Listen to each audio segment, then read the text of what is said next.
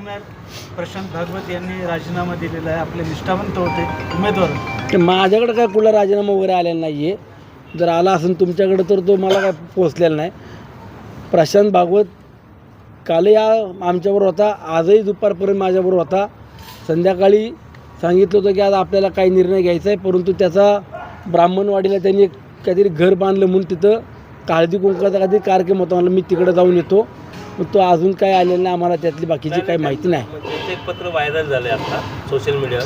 त्यांनी अध्यक्षांना पाठवलेलं पत्र, त्यामध्ये लिहिलेलं आहे की माझ्या पत्नीसाठी मी उमेदवारी मागितली होती, मात्र मग त्याची उमेदवारी कोणी कट केली? नाही त्यांची काँग्रेस आयात उमेदवार दिली जाते. हे बघा, त्याची उमेदवारी दिली का कट केली का, कुणाला आयाताला दिली का निर्याताला दिली, अजून आम्ही जाहीर केली का? अजून आमचा निर्णय आम्ही सांगितला का? ज्या वेळेला निर्णय होईल त्यावेळेला स्पष्ट होईल ना कुणाला दिली की नाही दिली. आज लगेच बोलणं किंवा आज आम्ही उमेदवार म्हणून त्याला थांबवलं आहे की त्याला आम्ही देऊ शकत नाही असं काय म्हणालो आहे.